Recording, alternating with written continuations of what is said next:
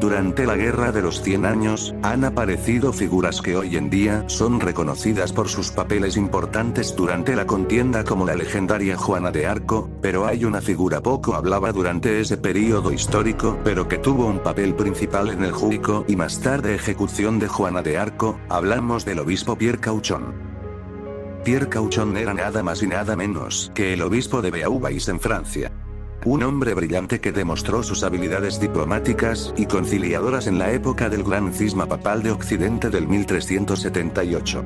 Y pudo haber hecho más por la Iglesia y por su pueblo. Pero los intereses políticos y personales fueron nublando su juicio a medida que ganaba popularidad y reconocimiento. Se hizo aliado de los ingleses, que ocupaban Francia en aquel entonces y dejaban estragos a su paso en pleno tiempo de guerra. Cauchon dio la espalda a los abusos que cometían contra los franceses, especialmente contra los pobres.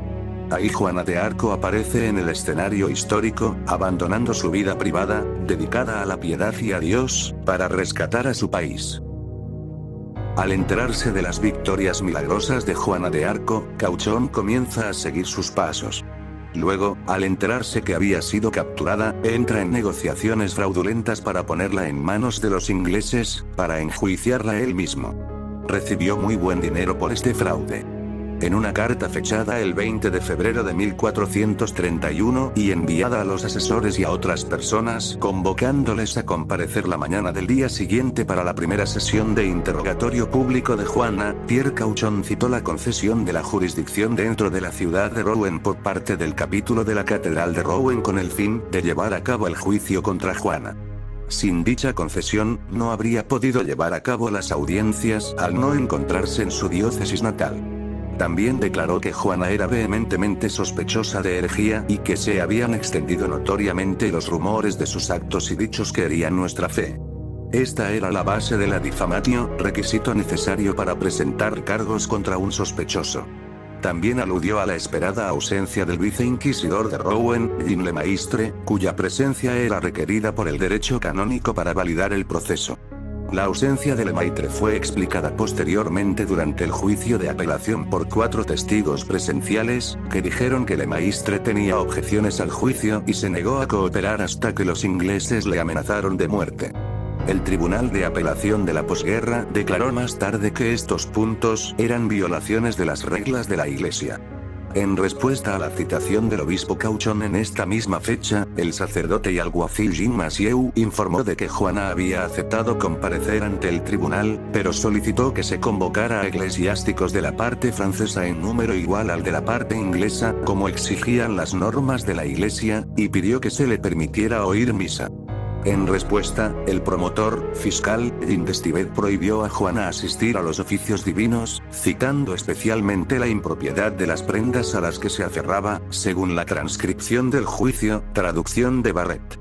Su vestimenta de soldado se convirtió cada vez más en un problema a medida que avanzaba el juicio y el tribunal no encontraba otros motivos para una condena. Varios testigos presenciales dijeron más tarde que llevaba un traje de soldado que tenía una túnica, un pantalón y unas botas largas que llegaban hasta la cintura, todo ello atado con cordones, lo que, según ella, necesitaba para protegerse de los abusos de sus guardias. Sin embargo, ante la posibilidad de ser ejecutada inmediatamente el 24 de mayo, aceptó renunciar a esta ropa y firmar el documento de abjuración.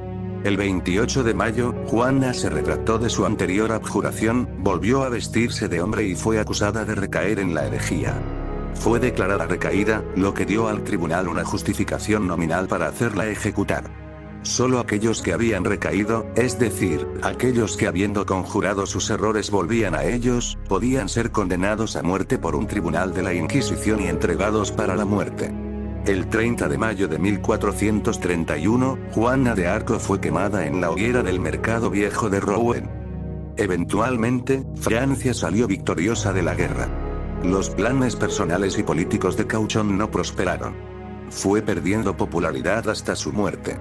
La Iglesia Católica reabrió el juicio 14 años luego de la muerte de Cauchon, concluyendo que el juicio que llevó en contra de Juana de Arco fue uno corrupto y la joven era inocente de todos los cargos. Juana fue declarada mártir. Cauchon, por su parte, fue póstumamente excomulgado. Cauchon fue enterrado en la catedral de Lisieux, pero no identificaron su lugar de entierro, en señal de desprecio del pueblo por la corrupta ejecución de Santa Juana de Arco. Su esqueleto fue redescubierto por casualidad durante una renovación de la catedral en 1931. Pero cuando la renovación culminó, tampoco se marcó su lugar de entierro. Y así, Santa Juana de Arco pasó a la historia, y Pierre Cauchon pasó al olvido.